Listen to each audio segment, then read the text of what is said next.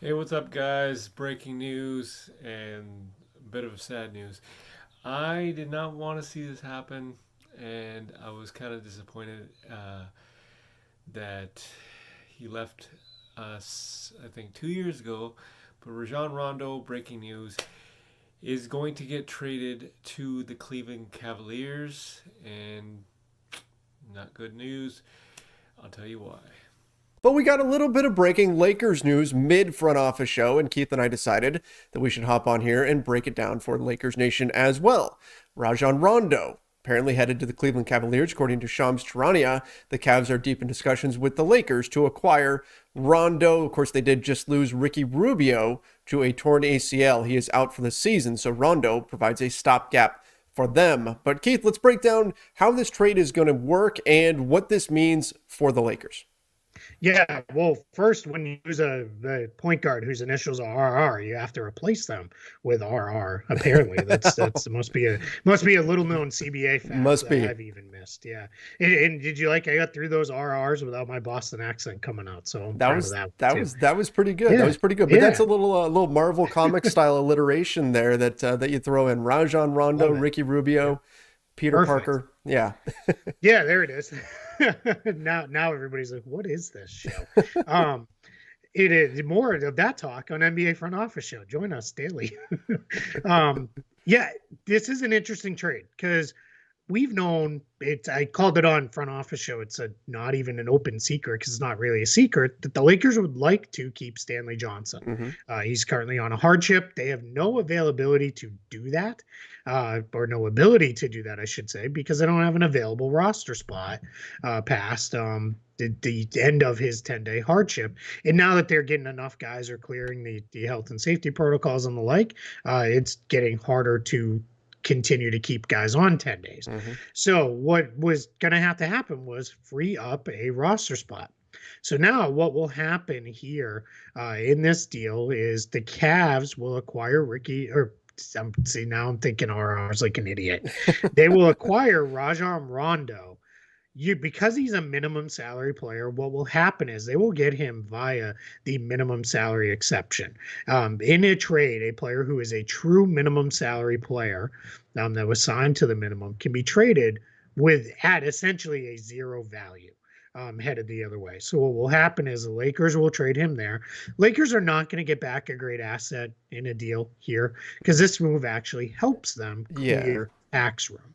So they may get a second round pick. They may get draft rights to a player that doesn't come over.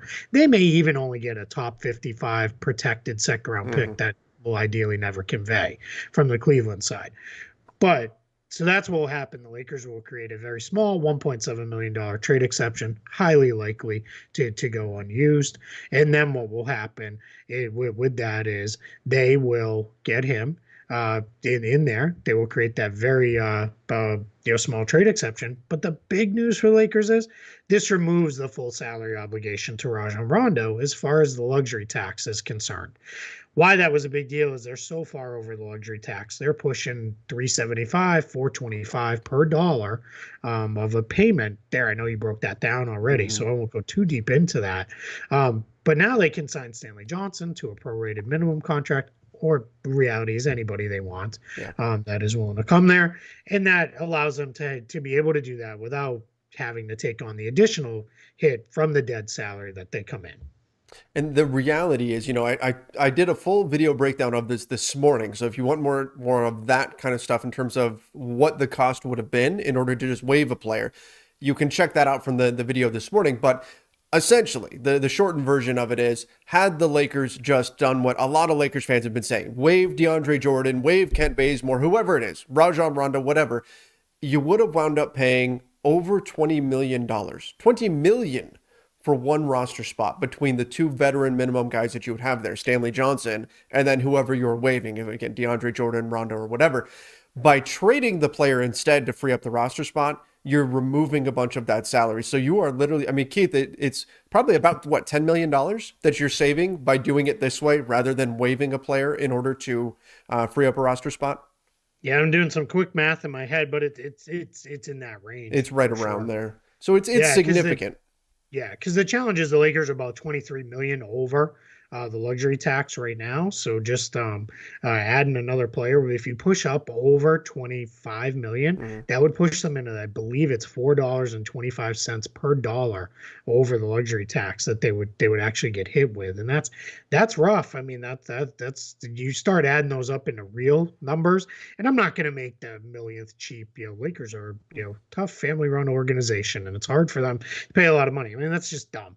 The reality is everybody has their limits, and why Mhm. am I going to spend $10 million if I don't need to? Right. So this is really, this is one of those kind of win-win moves for the Cavs.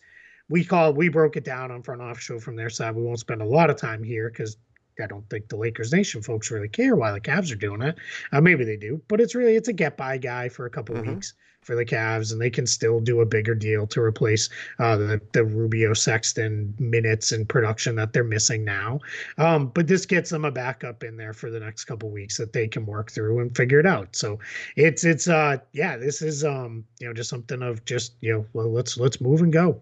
And I think the big thing here, the big takeaway for Lakers Nation is clearly the Lakers have seen what you've been getting out of Stanley Johnson, the defense, and frankly they've been missing big wing defenders. And Yep. and again, we don't there's no confirmation right now that this is so they can keep Stanley Johnson. Sure. That's us making that connection.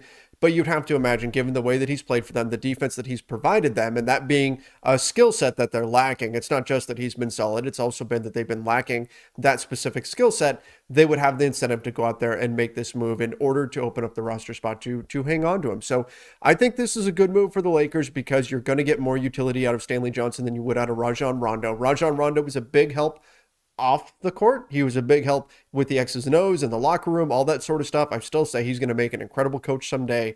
But in terms of what Stanley Johnson was bringing on the floor, assuming he's the guy that they do keep long term out of this move, I think this is a win for the Lakers.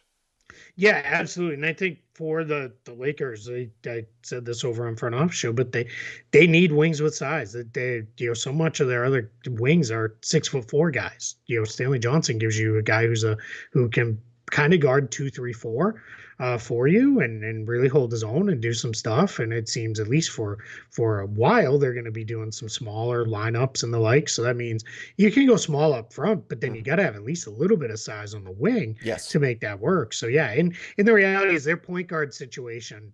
We don't need to get into the Russell Westbrook, stuff where he's had some struggles, but he is still going to play 30 plus minutes a night. Yep. So you really don't have a lot of minutes to fill behind him. And you've got more than enough guys, especially if Kendrick Nunn gets back eventually.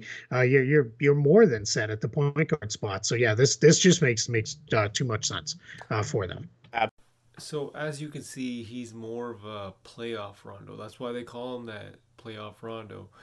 And um, Buddy tells me that basically, he's done and whatnot, kind of thing. But he is going to get his minutes.